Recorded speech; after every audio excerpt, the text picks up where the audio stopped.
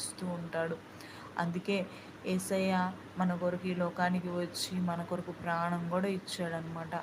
ఆయన ప్రాణానికంటే మనల్ని ఎక్కువగా ప్రేమిస్తూ ఉన్న ఆ గొప్ప ప్రేమ నువ్వు ఎందుకు పొందుకోకూడదు? యేసయ్య ఈరోజు నిన్ను రక్షించాలనుకుంటున్నాడు. ఈ లోకంలో ఎంతో ఎంతో ఈ లోకంలో పడిపోయి సమాధానం లేకుండా, శాంతి లేకుండా, ఎన్ని డబ్బులున్నా, ఎంత అందం ఉన్నా, ఎన్ని ఉన్నా నీకు శాంతి లేక బాధపడుతూ ఉన్నావేమో. దేవుడు అంటున్నాడు, నీకు శాంతిని, సమాధానమును, నీకు మనశ్శాంతిని నేను ఇవ్వగలను.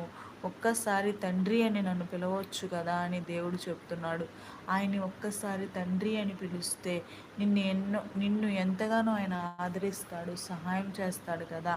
ఆయన ఒక్కసారి నువ్వు ఎందుకు మరి సొంత రక్షకుడుగా అంగీకరించకూడదు?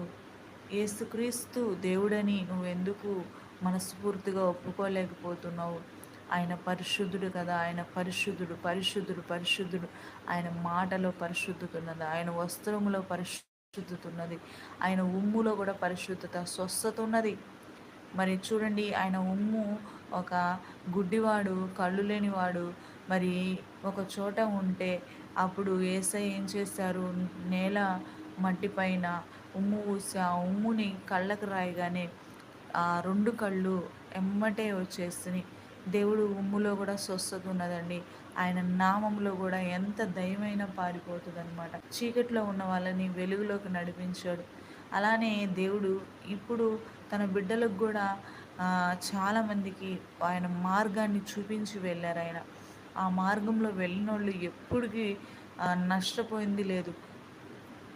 ఆనందమునే, సంతోషమునే కలిగిద్ది అనమాట.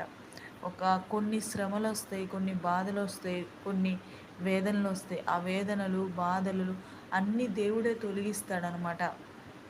ఆయన తొలగిస్తాడు. ఈరోజు యేసు ప్రభుని నువ్వు నమ్మినప్పుడు శ్రమలు వస్తాయేమో, బాధలు వస్తాయేమో, అయ్యో నేను ఇంకా అన్నీ వదిలేసి యేసయ్య కొరకు ఉండాలి కదా, నేను ఎందుకు వదిలేస్తాను ఇది అని నువ్వు అనుకుంటున్నావేమో. వదలాలి. ఎందుకంటే ఆయన కొరకు నమ్మకంగా ఉండాలి. నీ దేహం కూడా బాగుండిద్ది, నీ జీవితం కూడా బాగుండిద్ది అనమాట. ఎందుకు ఇంకా పనికిరాని వస్తువులను, పనికిరాని వాటిని మనం ఎంతగా మేము మన డబ్బులు పెట్టి ప్రయాసపడి వాటిని చేసినా కానీ మన జీవితం కూడా వ్యర్థమైపోతుంది అనమాట.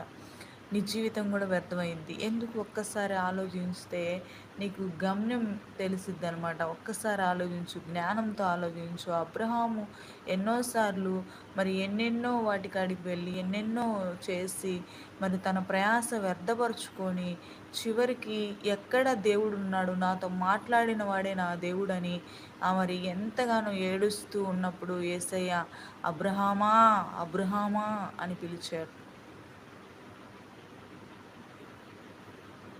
అబ్రహామా అని దేవుడు పిలిచారు. అప్పుడు ఆయన ఆ స్వరమును విని అబ్రహాము, ఈయనే నిజమైన దేవుడు, ఈయన మాట నేను వింటే నా ఆశ నెరవేరిద్దని అబ్రహాము గుర్తించారు. ఈరోజు కూడా నువ్వు కూడా ఎందుకు వ్యర్థమైన వాటి కొరకు వ్యర్థమైన మార్గంలోకి వెళ్ళిపోయి నువ్వు నీ ప్రయాసను వ్యర్థపరుచుకుంటావు? నిజమైన మార్గమును, సత్యమును, జీవమైన యేసుప్రభు మార్గంలోకి వచ్చి నువ్వు సంతోషంగా ఉండాలనే ఈ సువార్త, క్రీస్తు సువార్త నీకు ప్రకటిస్తూ ఉన్నాను నేను.